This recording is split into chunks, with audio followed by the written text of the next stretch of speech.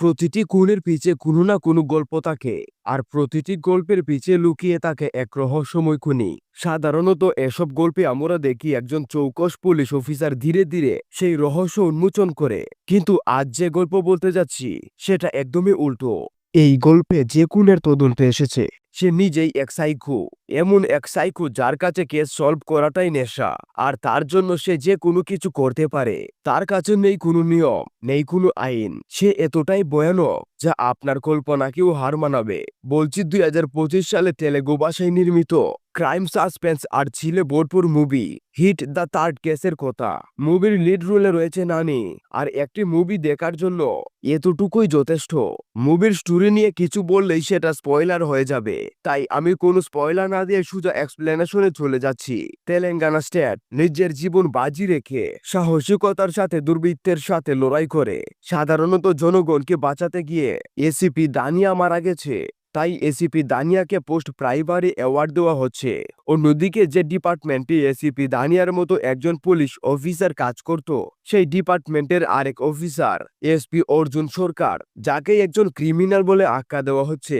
আজই অর্জুন সরকারের কেসের হেয়ারিং। অর্জুন যে ক্রাইম করেছে সেটা আনএক্সেপ্টেবল ক্রাইম, তাই এভিডেন্স কালেক্ট করতে কিছু সময় লাগবে। সাথে রাষ্ট্রপক্ষের আইনজীবী অনুরোধ করে অর্জুনকে যেখানে রিমান্ডে রাখা হচ্ছে সেখানে সিকিউরিটি প্রবলেম আছে, তাই অর্জুনকে যেন সেন্ট্রাল জেলে রাখা হয়। তাই কোর্টের নির্দেশে অর্জুনকে সেন্ট্রাল জেলে পাঠানো হয়। এদিকে অর্জুন জেলে আসার পর থেকেই সবার নজরই অর্জুনের দিকে, কারণ এখানের অর্ধেক আসামিকে সেই জেলে পাঠিয়েছে। কেউ তো আবার তাকে খুন করার চেষ্টা করেছে।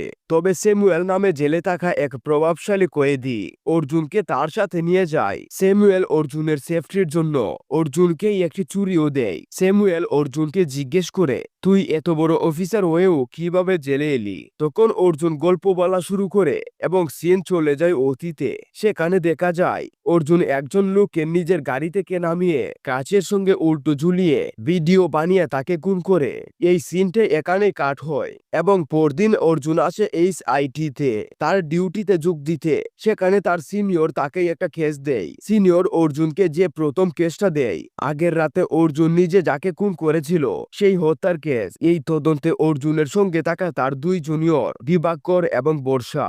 অর্জুন তাদের সামনে এমন ভাবে আচরণ করে যেন সে খুব মনোযোগ দিয়ে কেসটা তদন্ত করছে, কিন্তু আসলে সে সেই কেসের দিকে ততটা মনোযোগ দিচ্ছে না, কারণ সে জানে পুরো ঘটনার আসল সত্য। অর্জুন ওই মামলার দিকে তেমন মনোযোগী দেয় না, কারণ আগের রাতে ঘটনাস্থল থেকে বের হওয়ার সময় সে কোনো প্রমাণই ছেড়ে যায়নি। এরপর রাত হয়ে গেলে অর্জুন যখন নিজের বাড়ি ফেরে তখন দেখা যায় তার মা ছোটবেলাতেই মারা গেছেন, আর বাবার সঙ্গে তার সম্পর্কও খুব একটা ভালো নয়। এমনকি অর্জুন নিজের রাগও ঠিকভাবে নিয়ন্ত্রণ করতে পারে না। তবু সে প্রায় নিজের জন্য একটা পাত্রী খুঁজে, কারণ সে বিয়ে করতে চায়। কিন্তু মেয়েরা অর্জুনের রাগ দেখে বেশি দিন তার সঙ্গে থাকে না। একদিন অর্জুনের দেখা হয় মৃদুলা নামের একটি মেয়ের সঙ্গে। তখন জানা যায় মৃদুলার সঙ্গে অর্জুনের বাবাই সোশ্যাল মিডিয়ায় অর্জুনের নাম ব্যবহার করে কথা বলছিলেন এবং তাকে দেখা করার জন্য ডেকেছিলেন। তখন অর্জুন সবকিছু বুঝে যায় যে তার বাবা আসলে অর্জুনের জন্যই মেয়েটিকে পছন্দ করেছে, আর মৃদুলাকে দেখেই অর্জুনের ভালো লেগে যায়।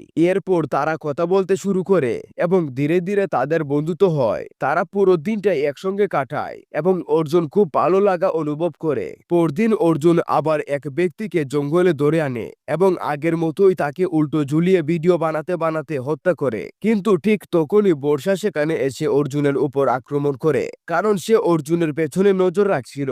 অর্জুন তখন বর্ষাকে মেরে বেঁধে ফেলে। বর্ষা তখন অর্জুনকে চিৎকার করে বলে, তুমি একজন সাইকো কিলার, তোমার পুলিশের চাকরিতে থাকার কোনো অধিকার নেই। বর্ষা অর্জুনকে অনেক কিছু শুনিয়ে দেয়। তখন অর্জুন বর্ষাকে একটা সত্য কথা জানায়, আর দৃশ্য ফিরে যায় অতীতে, যখন অর্জুনের পোস্টিং ছিল জম্মু কাশ্মীরে। শ্রীনগর একটি খুনের খবর পেয়ে অর্জুন সেখানে যায়, আর হে হচ্ছে এসিবির রবি। এখানের খুনটাও সেই একই প্যাটার্নে, যে প্যাটার্নে অর্জুন খুন করছে, গলার দিকে নির্দিষ্ট একটা জায়গায় দাঁড়ালো কিছু দিয়ে কাটা হয়েছে, পিঠেও বেশ কয়েকটি জায়গায় কাটা, আবার মাথার খুলিটাও আলগা করে রাখা। রবি বলছিল অনেক বরফ পড়াতে ফুটপ্রিন্ট পাওয়া যায়নি, কিন্তু অর্জুনের কথা ফুটপ্রিন্ট না পাওয়া যেতে পারে, টায়ার মার্ক তো পাওয়া যাওয়ার কথা, কারণ বরফ থাকলেও নিচের টায়ার মার্ক নিশ্চয় আছে। তাই অর্জুনের কথা মতো বরফ গলিয়ে সেখানে টায়ার মার্কও পাওয়া যায়। টায়ার মার্ক দেখে বোঝা যাচ্ছে এটা কোনো বড় গাড়ির টায়ার হবে। আর এখান থেকে বডি অত দূরে নিয়ে গেছে, তার মানে যে বহন করেছিল সে ভালো ফিটনেসের কেউ হবে। এই জন্য এই স্পটের আশেপাশের লোকালয়ে যারা বসবাস করে তাদের থেকে তথ্য নেওয়া শুরু হয়, কেউ এখান দিয়ে কোনো বড় গাড়ি যেতে দেখেছে কিনা। এর মধ্যে বোর্ডের পোস্টমর্টম রিপোর্টও এসে পড়ে। বোর্ডের পিছের দিকে যে কতগুলো আছে সেগুলো মৃত্যুর পর করা হয়েছে, আর বডি থেকে 3টি অর্গান মিসিং। রবি ধারণা করেছে এগুলো অর্গান পাচারকারীর কাজ হতে পারে, কিন্তু অর্জুনের কথা বডি থেকে যে সকল অর্গান মিসিং হয়েছে এগুলো কোনো ট্রান্সপ্লান্টের কাজে আসে না। এইসব অর্গান থেকে হরমোন জেনারেট করা যায়। তাই অর্জুন ধারণা করেছে এর পিছে বিশেষ কিছু নিশ্চয় লুকিয়ে আছে। আশেপাশের সবার থেকেও তথ্য নিয়ে জানা যায় ওই সময় এখান দিয়ে কালো রঙের একটি বুলেরাও গাড়ি জঙ্গলের দিকে গিয়েছিল। এর জন্য অর্জুন নির্দেশ দেয় আশেপাশে যত টায়ারের দোকান আছে সব জায়গায় খোঁজ নিয়ে দেখো রিসেন্টলি কেউ ব্লু এর টায়ার চেঞ্জ করেছে কিনা। আর গ্রামের সকল টায়ার সব থেকে তথ্য নিয়ে জানা যায় এই গ্রামের সম্প্রতি 3টি ব্লু কারের টায়ার চেঞ্জ করা হয়েছে। এরপর টায়ার সব থেকে তথ্য নিয়ে ওই 3টি গাড়ির মালিকের বাড়িতে খোঁজ নেওয়া হয়। আর এর মধ্যে একটি বাড়িতে ওই সেম টায়ার দেখে অর্জুনের সন্দেহ হয়, তবে ওই বাড়ির মালিক তখন বাড়িতে ছিল না। সে বাড়িতে ঢুকে অর্জুনদের দেখা মাত্রই পালানোর চেষ্টা করছিল। ঠিক তখনই লোকাল থানার এসআই তাকে ধরে ফেলে, আর ওই মুহূর্তে সে এসআই এর গান নিয়ে এসআই এর বুকে গুলি করে সেখান থেকে পালিয়ে যায়। অর্জুন তার পিছু করতে থাকে।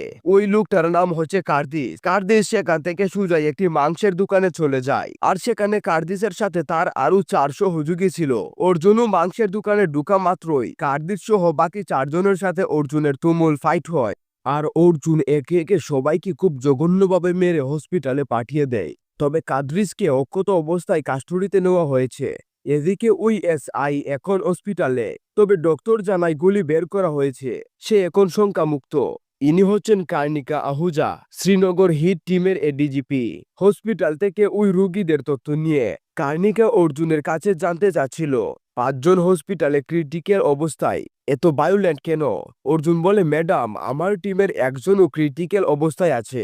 কার্নিকার কথা একজন মুসলিম পুলিশ অফিসারের জন্য তুমি এতটা ভায়োলেন্ট হবে, কিন্তু অর্জুনের কথা আমার কাছে হিন্দু পুলিশ মুসলিম পুলিশ বলে কোনো কথা নেই, শুধু পুলিশ। এরপর অর্জুন কার্দিসের থেকে কথা বের করতে কার্দিসকে ইচ্ছামতো টর্চার শুরু করে। তবে এর মধ্যেই এ কনস্টেবল এসে জানায় সাইবার জেল থেকে কাদ্রিসের ফোনটি আনলক করা হয়েছে, আর ওই ফোনের মধ্যেই কাদ্রিসের খুন করার ভিডিওটি পাওয়া যায়। তার মানে এখন স্পষ্ট প্রমাণ হয়ে যাচ্ছে কাদ্রিসই খুন করেছে। আর এর মধ্যে নিউজে দেখা যায় বিহারে এই একই প্যাটার্নে আরেকটি খুন করা হয়েছে।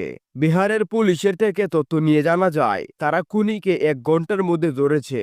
এত কম সময়ের মধ্যে 2 জায়গায় 2টি খুন, আবার 2 জন খুনিও আলাদা, একই প্যাটার্নে খুন, এটা কিভাবে সম্ভব? নিশ্চয়ই তাদের মধ্যে কোনো একটা যোগসূত্র আছে। আর সেই যোগসূত্রের খুঁজে অর্জুন রবিকে নিয়ে বিহারে চলে যায়। তবে জায়গাটি খুবই সেন্সিটিভ মাস্টার এরিয়া, এজন্য প্যারামিলিটারির সহযোগিতা নিয়ে অর্জুনরাও সেই থানাতে চলে যায়। আর এই ছেলেটা এখানে খুন করেছে, আর ওকে অ্যারেস্ট করার সময় ওর বাড়ি থেকে একটি ক্যামেরা আর একটি বক্স উদ্ধার করা হয়েছে। ক্যামেরাটি ওপেন করে দেখা যায় এখানেও সেম প্যাটার্নে খুন করা হয়েছে এবং ভিডিও ধারণ করা হয়েছে। আর ওই বক্সের মধ্যে ভিকটিমের বডি থেকে ওই 3টি অর্গান বের করে প্রিজার্ভ করা হয়েছে। আর তখনই রবি জানায় দেশের বিভিন্ন জায়গায় ঠিক একই প্যাটার্নে আরো 13টি খুন হয়েছে, এমনকি দেশের বাইরেও 6টি হয়েছে, সবই একই প্যাটার্ন। তবে এদের কারোর সাথে কারো কোনো কালেকশন নেই। অর্জুনের ধারণা যতগুলো কেস রেজিস্টার হয়েছে ততগুলো আমরা জানতে পেরেছি, এর বাইরেও তারও থাকতে পারে। আর সবগুলো খুন করা হয়েছে একই প্যাটার্নে, তাই খুনের পিছে নিশ্চয়ই কোনো মোটিভ আছে। এজন্য অর্জুন এই কিলারের থেকে কথা বের করার চেষ্টা করছিল, কিন্তু কিলার কোনোভাবেই মুখ খুলছে না। অর্জুন কার্ডটির ফটো দেখায়, তারপরও কিলার কোনো কথা বলছে না। তখনই প্যারামিলিটারি ফোর্সের একজন সদস্য এসে জানায় তাদের কাছে তথ্য এসেছে এই থানায় মাস্ট অ্যাটাক হবে। তার মানে এই ছেলেকে ছাড়াতে এই থানায় অ্যাটাক করা হবে। এজন্যই তাদের খুব দ্রুত এখান থেকে চলে যেতে হবে। অর্জুন এই কিলারকে শ্রীনগরে ট্রান্সফার করে দিতে বলেছিল, কিন্তু তার জন্য ম্যাজিস্ট্রেটের পারমিশন লাগবে, আর সে পারমিশন নিতে 2 ঘন্টা সময় লাগবে। কিন্তু তাদের হাতে এত সময় নেই। আর ঠিক সেই সময় ওই কিলার সেলের ভিতর থেকে ইশারায় বুঝাচ্ছিল অর্জুনরা তার একটা চুরু চিরতে পারবে না। তাই অর্জুন ম্যাজিস্ট্রেট পারমিশন ছাড়াই ওই কিলারকে নিয়ে রওনা হয়ে যায়। আর পথেই তাদের উপর মাস্ট অ্যাটাক হয়। কিন্তু অর্জুন খুবই চতুরতার সাথে তার স্ট্র্যাটেজি কাজে লাগিয়ে ওই মাউসটাকে ব্লক করে দিয়ে এই কিলারকে নিয়ে শ্রীনগরে চলে আসে। আর শ্রীনগরে ফিরেই দেখে শ্রীনগরের স্থানীয় বাসিন্দারা অর্জুনের বিরুদ্ধে প্রোটেস্ট করেছে। আর কার্নিকার সাথে দেখা করলে কার্নিকাও জানায় অর্জুন যে 5 জনকে মেরে হসপিটালে পাঠিয়েছে তার মধ্যে 2 জন আজাদ কাশ্মীরের অ্যাক্টিভিটিস্ট। তাই এখন সমস্যাটা পলিটিক্যাল হয়ে দাঁড়িয়েছে। বই হচ্ছে যদি এদের মধ্যে কারো কিছু হয়ে যায় তখন আরো বড় সমস্যা হয়ে দাঁড়াবে। কিন্তু অর্জুন কার্নিকাকে বুঝায় 13টি মার্ডার হয়ে গেছে, 2 জনকে আমরা কাস্টডিতে নিয়েছি। এদের খুনের প্যাটার্ন যেহেতু এক, তাই এদের মধ্যে কোনো একটা লিঙ্ক থাকতে পারে। কার্নিকার কথা যেটাই থাক না কেন খুব তাড়াতাড়ি বের করতে হবে। এজন্য অর্জুন কাজে লেগে পড়ে। অর্জুন রবিকেও নির্দেশ দেয় কার্দিসের বাড়ি তল্লাশি করো, দেখো ওদের 2 জনের মধ্যে কোনো কমন লিঙ্ক পাওয়া যায় কিনা। তবে কার্দিসের বাড়ি তল্লাশি করে কার্দিসের বেশ কয়েকটি আইডি পাওয়া যায় আর কয়েকটি ছুরি পাওয়া যায়। আর এই ছুরিগুলোর মধ্যে একটি ছুরিতে সিটিকে লেখা দেখে অর্জুনের একটু সন্দেহ হয়, কারণ এটা কোনো সাধারণ বিষয় হবে না। এর জন্য অর্জুন ছুরিটি নিয়ে যায়। আর এখান থেকে অফিসে ফিরেই দেখে অফিসের সামনে আরো বড় প্রোটেস্ট হচ্ছে। তবে এবার প্রোটেস্টরা অর্জুনের পুতুল বানিয়ে ইউনিফর্ম পরিয়ে ইউনিফর্মে আগুন ধরিয়ে দিয়েছে।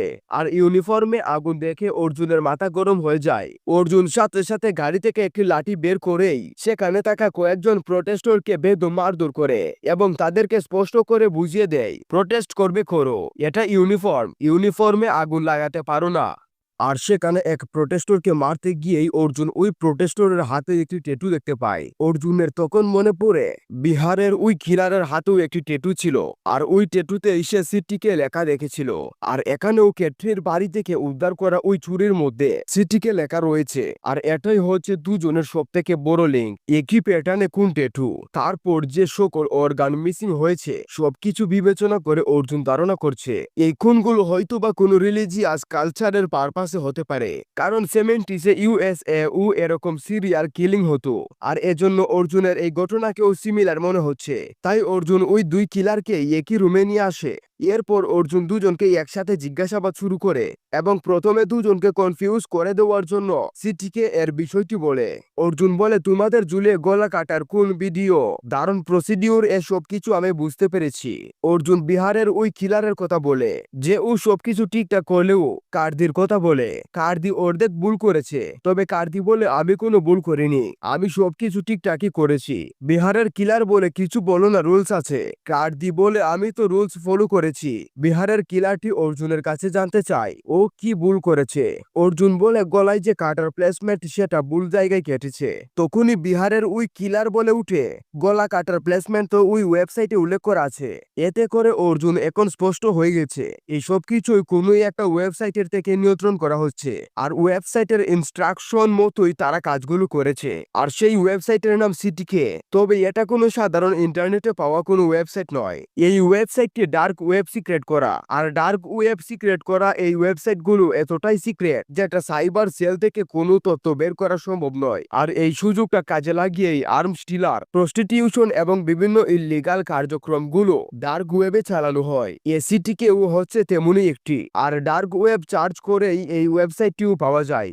সিটিকের ফুল মিনিং হচ্ছে ক্যাপচার, টর্চার, কিল। আর এই ওয়েবসাইটের মধ্যে ওই একই ক্যাটাগরিতে একই প্যাটার্নে খুন করার ভিডিওগুলো আপলোড করা হয়েছে।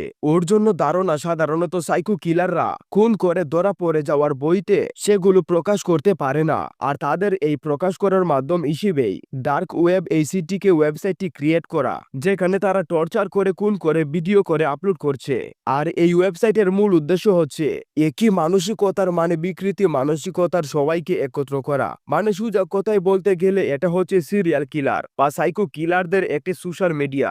রবি জানতে চাই তাহলে সেম প্যাটার্নে কোন করে ভিডিও কেন আপলোড করছে। অর্জুন বলে এই ওয়েবসাইটের মেম্বার হওয়ার জন্য, তাদের আস্থা অর্জন করার জন্য প্রত্যেককে এই প্যাটার্নে 2টি করে খুন করতে হয় এবং সেই ভিডিও করে এই ওয়েবসাইটে আপলোড করতে হয়। আর কিভাবে খুন করতে হবে, কোন প্যাটার্নে খুন করতে হবে, কোন কোন অর্গান বের করতে হবে, কিভাবে সেটা প্রিজার্ভ করতে হবে, এই সব কিছুই এই ওয়েবসাইটের ইনস্ট্রাকশনে দেওয়া থাকে। আর এই প্রক্রিয়াটা সম্পূর্ণ করার পরই তারা এই গ্রুপের মেম্বার হতে পারে। তবে সব থেকে চমকে দেওয়ার মতো বিষয় হচ্ছে এই গ্রুপে যত মেম্বার আছে তাদের জন্য বছরে একবার অ্যানুয়াল মিটের আয়োজন করা হয়, যেখানে তারা সবাই দেখা করে। তাই এই ওয়েবসাইটকে কি কারণে রান করছে, আর এই অর্গানগুলো কোথায় যাচ্ছে, আর বছরে একবার তারা কোথায় মিট করছে, অর্জুনকে এখন সেই বিষয়গুলো জানতে হবে।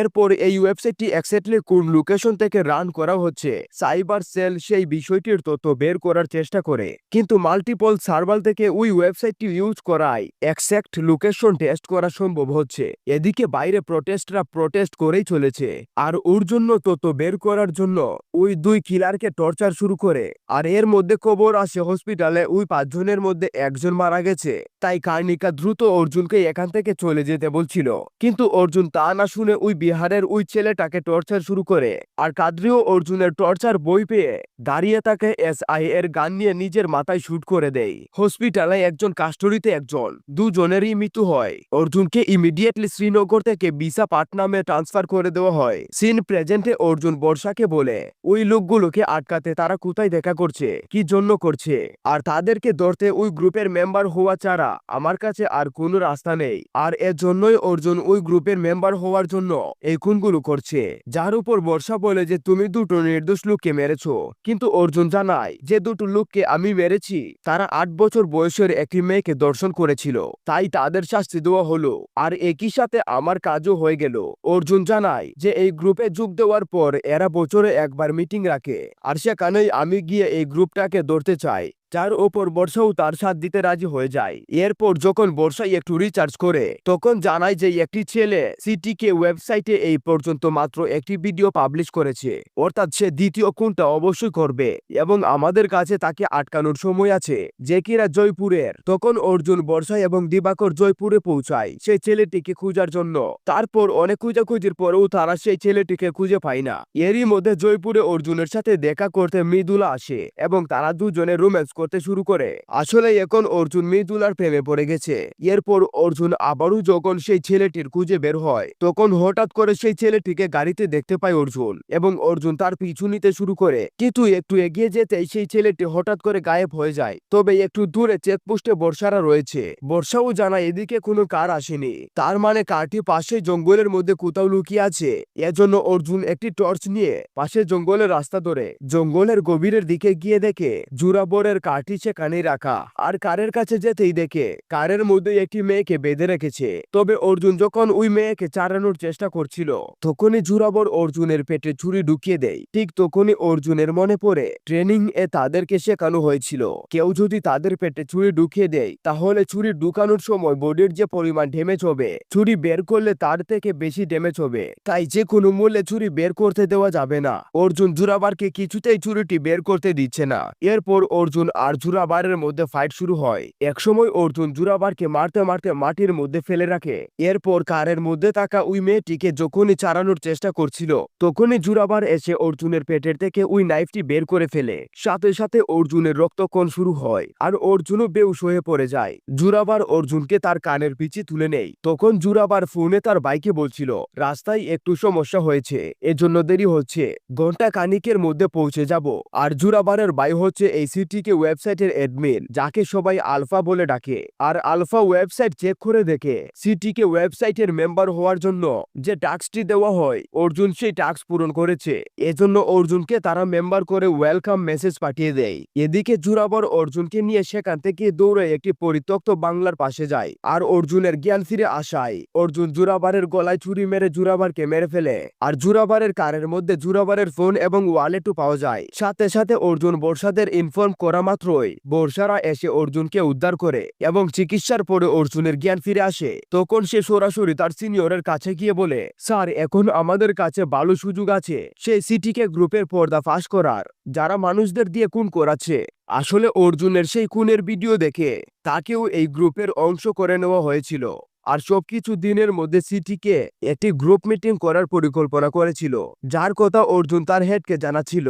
ঠিক আছে, তুমি ওই গ্রুপে চলে যাও, কিন্তু তোমার সাহায্যের জন্য তোমার সাথে 3জন অফিসার থাকবে। অর্জুন রাজি হয়ে যায় যে তার সঙ্গে আরো 3জন অফিসার থাকবে। এরপর পরদিন অর্জুনকে তার মিশনে বেরোতে হয়। তখন তার হেড অর্জুনের কাছে বর্ষা, দিবাকর এবং মৃদুলাকে নিয়ে আসেন। মৃদুলাকে দেখে অর্জুন অবাক হয়ে যায়। সে ভাবতেই পারেনি মৃদুলা ওই একজন অফিসার হবে। পথে যেতে যেতে অর্জুন তার সাথীদের প্ল্যান বুঝায়, ওরা আমাকে একটা নির্জন জায়গায় নিয়ে যাবে, তোমরা আমার পিছনে পেছনে আসতে থাকবে, আমাদের ওই গ্রুপকে হাতে নাতে ধরতে হবে। এরপর যখন অর্জুন একা থাকে তখন মৃদুলা এসে তার সঙ্গে কথা বলতে চায়। অর্জুন বলে, নাগেশ্বর আমাকে ফলো করতে বলেছিল, এজন্য আমার সাথে দেখা করেছো তাই তো?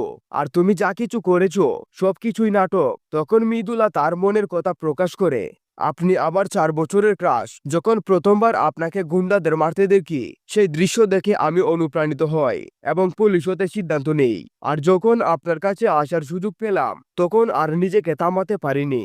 এরপর ট্রেনেই ওরা দুজন আরো ঘনিষ্ঠ হয়ে ওঠে। প্ল্যান অনুযায়ী অর্জুন ট্রেন থেকে নেমে একটি নির্জন স্থানে দাঁড়িয়ে থাকে আর তার সাথীরা গোপনে তার পিছনে ছিল। ঠিক তখন 3টি গাড়ি আসে এবং অর্জুনকে নিয়ে চলে যায় কোথাও। আর সেই 3টি গাড়ি 3 দিক দিয়ে চলে যায়। 3টি গাড়ি 3 দিকে ঘুরে যায় এবং অর্জুনের সাথীরা অর্জুনের কাছে পৌঁছতে পারে না। এরপর আমরা দেখি অর্জুনকে, যাকে ওরা চুপি চুপি অন্য কোথাও নিয়ে গিয়েছে। সেখানে অর্জুনের সামনে এসে দাঁড়ায় সিটি গ্রুপের লিডার, যার নাম আলফা। অর্জুন নিজেকে ইজে নামে পরিচয় দেয়। তখন আলফা অর্জুনকে তার এই আস্তানাটা ঘুরে দেখায় এবং তার আদর্শ বুঝায় যে কিভাবে তারা সাধারণ মানুষের চেয়ে নিজেকে উঁচু মনে করে, তাই তাদের রক্তপাত বা খুনে কোনো বই নেই। এরপর আলফা অর্জুনকে একটি বিশেষ পোশাক দেয় এবং সরাসরি তাকে তার গ্রুপের সামনে নিয়ে আসে। সেখানে প্রায় 150 থেকে 200 জন লোক ছিল। এখানে আলফা ঘোষণা করে যে এবার আমাদের গ্রুপে আরো 6 জন যোগ দিতে এসেছে এবং তাদের স্বাগত জানাতে দুজনের মধ্যে এক ভয়ঙ্কর লড়াই করায়, যেটা অত্যন্ত হিংস্র ছিল। এইসব দেখে অর্জুন বুঝে যায় যে এরা সবাই এক একজন সাইকো। তারপর আলফা একটি মেয়েকে নিয়ে আসে, যাকে তারা সবাই মিলে অত্যন্ত নির্মমভাবে মেরে ফেলে। এটা দেখে অর্জুন স্তব্ধ হয়ে যায়, কিন্তু কিছুই করতে পারে না, কারণ সে তার টিমের আসার অপেক্ষায় ছিল। এরপর একটি সুযোগ পেয়ে অর্জুন পুরো জায়গাটা খুঁজে দেখতে শুরু করে।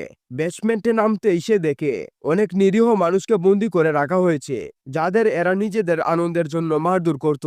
তাদের মধ্যেই ছিল একটি ছোট মেয়ে। তখন অর্জুন সবার আগে কোনোভাবে একটি ওয়াকি টকির মতো কিছু বানায়, যার মাধ্যমে সে তার টিমকে সিগন্যাল পাঠাতে পারে। অন্যদিকে অর্জুনের টিম তাকে খুঁজতেই ব্যস্ত ছিল। এই সময় তাদের আলফার গ্রুপের কিছু সদস্যর সঙ্গে লড়াই হয় এবং তারা দিবাকরকে ধরে নিয়ে যায়। তবে এখন মৃদুলা ও বর্ষা এই চিন্তায় ছিল যে ওরা সবাই হঠাৎ কোথায় গেল। এদিকে অর্জুন সুযোগ পেয়ে একটি বিস্ফোরণ ঘটায়, যাতে যদি তার টিম আশেপাশে থাকে তাহলে তারা এই শব্দ শুনে সেখানে পৌঁছতে পারে। কিন্তু মৃদুলা এবং বর্ষা তখনও অনেক দূরে ছিল। এদিকে আলফা বিস্ফোরণ দেখে ঘোষণা করে যে সম্ভবত আমাদের মধ্যে কেউ একজন পুলিশি গুপ্তচর, কারণ আমাদের লোকদের উপরও কিছু পুলিশ আক্রমণ করেছে। তারপর সে দিবাকরকে সেখানে নিয়ে আসে, যাকে দেখে অর্জুনও অবাক হয়ে যায়। এখন আলফার পুরো সন্দেহ পড়ে সেই 6 জন নতুন যোগ দেওয়া লোকের উপর, যারা সদ্য গ্রুপে এসেছে। তাই আলফা বলে, তোমাদের মধ্যে যে জিতবে শুধু তাকেই আমাদের গ্রুপে জায়গা দেওয়া হবে। তখন অর্জুন একাই বাকি 5 জনকে মেরে ফেলে এক মুহূর্তেই। এটা দেখে আলফা অর্জুনকে তার গ্রুপে নিয়ে নেয়। এরপর সুযোগ পেয়ে অর্জুন দিবাকরের কাছে গিয়ে বলে, আমি এবার একটা বড় ঝুঁকি নিতে যাচ্ছি। আমি যে ইশারা করব তুমি সঙ্গে সঙ্গে বন্দি রাখা নিরীহ মানুষগুলোকে এখান থেকে বের করে নিয়ে চলে যাও। এদিকে অর্জুনের ওয়াকি টকির সিগন্যাল পেয়ে মৃদুলা ও বর্ষা আলফার অবস্থানের দিকে রওনা হয়। অন্যদিকে আলফা তার সঙ্গীদের বলে, আজ আমরা আমাদের বই পুরোপুরি প্রকাশ করব। এজন্য তারা 9 মাসের এক বাচ্চাকে নিয়ে এসেছে। তখন তাদের সদস্যর মধ্যে একজনকে বলে বাচ্চাটাকে মারতে। এরপর সিটিকের একজন সদস্য যখনই ওই বাচ্চাটাকে মারতে আসছিল তখনই অর্জুন এক কোপে ওই লোকটার বডি থেকে তার মাথা আলাদা করে দেয়। সাথে সাথে দিবাকর ওই বন্দীদেরকে নিয়ে বেরিয়ে আসে। সিটিকে সকল মেম্বার এখন বুঝতে পারছে দিয়েছে অর্জুনই পুলিশ অফিসার। অর্জুন ওই বাচ্চাটাকে কেজের মধ্যে রাখতে বলে যাতে কেউ কিছু করতে না পারে। অন্যদিকে মৃদুলা আর বর্ষা ফ্রিকুয়েন্সি টেস্ট করতে করতে জঙ্গলের গভীরে আসতেই অর্জুনের সেই শকুনটি দেখতে পায়। মূলত অর্জুন এই শকুনের সাথেই ওই রেডিও ফ্রিকুয়েন্সি সেটআপটি লাগিয়ে দিয়েছিল। আর এই শকুনটা এখন মৃদুলাদেরকে পথ দেখিয়ে ওই প্যালেসের দিকে নিয়ে যাচ্ছে। আর এদিকে অর্জুন এক এক করে সিটিকের মেম্বারদেরকে খুপিয়ে খুপিয়ে মারছে। প্রথমে করিডোরের মধ্যে, এরপর ওই বক্সিং রিংয়ে, আর তারপর লবিতে। এমন ব্রুটাল ভাবে মারছে বাইরে ভাই। মানে ব্রুটালিটি কাকে বলে সেটা খুব স্পষ্ট করে এখানে নানি বুঝিয়ে দিয়েছে। আর নানির যে এক্সপ্রেশন, মানে ভয়ঙ্কর অবস্থা।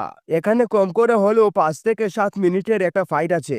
আর এখানে নানির এক্সপ্রেশন গুলো আমি ছোট ছোট ক্লিপ আকারে আপনাদেরকে দেখানোর চেষ্টা করছি। এদিকে অর্জুন তাদেরকে মেরে লবির শেষ পর্যায়ে চলে এসেছে। আর অন্যদিকে মৃদুলারাও ওই শকুনকে ফলো করতে করতে প্যালেসে পৌঁছে গেছে। এদিকে অর্জুন মারতে মারতে ক্লান্ত হয়ে গেছে। তবে অর্জুন লবির সামনের ওই দরজাটা ভেঙে দিবাকারদের বের করে দেয়। আর দিবাকার যাওয়ার সময় যখন অর্জুনকে ডাকছিল, অর্জুন তখন অন্যদের ফাঁদে পড়ে গেছে। অর্জুন শুধু বলে দেয়, সবাইকে বলে this Arjun Sarkar not out. আর এরপর অর্জুন তাদের হাতে ধরা পড়ে যায়। তবে তারা যখনই অর্জুনকে মারতে যাবে তখনই সেখানে এসপি কৃষ্ণদেবের এন্ট্রি হয়। মানে হিট সেকেন্ড কেসে হায়দ্রাবাদের এই সাইটটির যে এসপি ছিল সেই কৃষ্ণদেব। কৃষ্ণ একজন একজন করে শুট করে মারতে থাকে। আর কৃষ্ণ অর্জুনকে বলে, এদেরকে আমি দেখছি, এদের মধ্যে তোর কতজনকে জীবিত চাই? অর্জুন বলে 0। এরপর অর্জুন আর কৃষ্ণ দুজন এদেরকে মারতে থাকে। মৃদুলা আর বর্ষাও তাদের টিম নিয়ে ভিতরে এসে শুট করতে শুরু করেছে। সাথে হিট দ্য ফার্স্ট কেসে যে অভিলাষকে দেখেছিলাম সে অভিলাষও তার টিম নিয়ে চলে এসেছে। মানে পুরো হিট ফ্র্যাঞ্চাইজির hit the first case, second case এবং থার্ড কেস, মানে 3টা মুভিতেই যে সদস্যগুলো ছিল সবাই একসাথে ফাইট করছে। তবে সবাই যখন এই সদস্যদের মারতে ব্যস্ত, এই সুযোগে হালফা পালানোর চেষ্টা করছিল। কিন্তু মৃদুলা আটকাতে গেলে আলফা মৃদুলার গলায় ছুরি ধরে। তবে অর্জুন মৃদুলাকে এটা কমে দেওয়া মাত্রই মৃদুলা নিচু হতেই অর্জুন আলফার হাতে শুট করে দেয়। আর এরপর বাকি সদস্যরা এসেও আলফাকে ঘিরে ফেলে। তখনও আলফা অর্জুনকে বলছে, মারার সময় যাকে মারছো তার মধ্যে বই বা পেইন না থাকলে যে মারছে সে স্যাটিসফাই হতে পারে না। আমার চোখের দিকে তাকিয়ে দেখো, এর কোনোটা আমার মধ্যে নেই। তোমাকে আমি সেই স্যাটিসফ্যাকশন দিব না। তবে তখনই অর্জুন আলফাকে তার ছোট ভাইয়ের কথা বলে। মানে অর্জুন ওই জঙ্গলের মধ্যে যাকে মেরে রেখে এসেছিল সেই ছিল আলফার ভাই। আর অর্জুন তার পার্সে থাকা ফটো দেখেই জানতে পেরেছিল। আর এটা শোনার পরই আলফার চোখে অন্ধকার নেমে আসে। অর্জুন বলে, আমার জন্য এতটুকুই যথেষ্ট। এই কথা বলে আলফার মাথায় শুট করে দেয়। সিন চলে যায় কয়েকদিন পর। মৃদুলা বলছিল সবকিছুই তো সমাধান হয়ে গেল, কিন্তু অর্গানগুলো কি হলো? তখনই নিউজে আসে অরুণাচল প্রদেশের ওই পুরাতন বার্মিজ বাংলোতে মানুষকে খুন করে তাদের অর্গান বের করে সুইডেনের হরমোনেজিক একটি কোম্পানির কাছে বিক্রি করে দেওয়া হতো। আর এটি হচ্ছে একটি সুইডিশ ফার্মা কোম্পানি। আর এই ওমোজেনিক ফার্মা কোম্পানি ইন্ডিয়ার কেটিসি কোম্পানি দ্বারা মানি লন্ডারিং এ কাজ করত। আর ওই কেটিসি কোম্পানি রান করতো স্যামুয়েল জুসেক। আর ওই স্যামুয়েল জুসেকই এই সিটিকে রান করাতো। কারণ মানুষকে টর্চার করে খুন করার সময় তাদের বডি থেকে একজন হরমোন নির্গত হতো, যাকে মূলত এনথুসিন হরমোন বলা হয়ে থাকে। আর এই হরমোন দিয়ে ওমোজেনিক্স একটি ট্রাক তৈরি করে। এই ট্রাকটা তারা বাই একটা তৈরির কাজে ব্যবহার করে। অনেক সময় যেমনটা শোনা যায় 70-80 বছর বয়সের বৃদ্ধ ব্যক্তিরও বাচ্চা হয়েছে। তারা নতুন বিয়ে করেছে। বিভিন্ন মডেলদের সাথে তাদের যাওয়া আসা আছে। মূলত ওই সকল বয়স্ক বিলিয়নিয়ারদেরকে ফোকাস করার জন্যই তাদের এই বায়োগ্রাফি তৈরি করা হচ্ছিল। আর স্যামুয়েল জুসেক ওই ট্রাক বিক্রির টাকা ট্রাস্টের মাধ্যমে ইন্ডিয়াতে মানি লন্ডারিং করাতো। আর স্যামুয়েল জুসেকের এই মানি লন্ডারিং মামলাটি এসিপি দানিয়া তদন্ত করছিল। আর এসিপি দানিয়া 3 মাস যাবত মিসিং। আর এরপরে আমরা জানতে পারি ওই দিন ওই পার্টিতে প্রথমে যে মেয়েটির বডিটি ছিন্ন ভিন্ন করে ফেলা হয়েছিল ওই মেয়েটি ছিল এসিপি দানিয়া। 3 মাস যাবত তাকে ওখানে আটকে রাখা হয়েছিল। দানিয়া মূলত শুধু কেস নিয়ে তদন্ত করেছিল, সিটিকের বিষয়ে কিছু জানতো না। কিন্তু সিটিকের বিষয়ে জানতে জানতে দানিয়া ওই সিটিকের ফাঁদে পড়ে গিয়েছিল। মৃদুলা বলে তার মানে দুনিয়াকে খুন করা হয়েছে, কিন্তু অর্জুন বলে খুন করা হয়নি, ও নিজেই জীবন দিয়েছে। কারণ ওই দিন উপর থেকে নির্দেশনা দেওয়া হয়েছিল 3 নম্বর কেসের ভিকটিমকে উপরে নিয়ে যেতে। কিন্তু 3 নম্বর কেসে তখন ওই শিশুটি ছিল, তাই দানিয়া তার নিজের কেসের নম্বর মুছে 3 করে রেখেছিল। ছিল। মূলত ধনিয়া ওই বাচ্চাটিকে বাঁচানোর জন্য নিজের জীবন দিয়েছিল, তাই অর্জুনের কথাও আমাদের জন্য স্যাক্রিফাইস করেছে, সেটা বৃথা যেতে দেওয়া যাবে না। তাই এই অপারেশনের পুরো ক্রেডিটটি এসিপি দানিয়াকে দেওয়া হয়, আর এই জন্যই মূলত এসিপি দানিয়াকে ট্রুস্ট ব্রেভারি অ্যাওয়ার্ড দেওয়া হয়েছে। তবে এখন বাকি থাকলো শুধুমাত্র স্যামুয়েল জুসেক, আর এই স্যামুয়েল জুসেক এখন 1 বছর যাবৎ জেলে রয়েছে। আর সে যে টাকা হাতিয়ে নিয়েছে তা দিয়ে সে অনাহাসে বাকি জীবন জেলে কাটিয়ে নিতে পারবে। আর এই স্যামুয়েল জুসেককে শেষ করে দিতেই অর্জুন আর কৃষ্ণা মিলে একটি প্ল্যান বানিয়েছিল। একদিকে কৃষ্ণা ছিল অর্জুনের ইনভেস্টিগেশন অফিসার, আর অর্জুনকে প্ল্যান করেই ওই স্যামুয়েল জুসেককে মারার জন্য সেন্ট্রাল জেলে পাঠানো হয়েছে।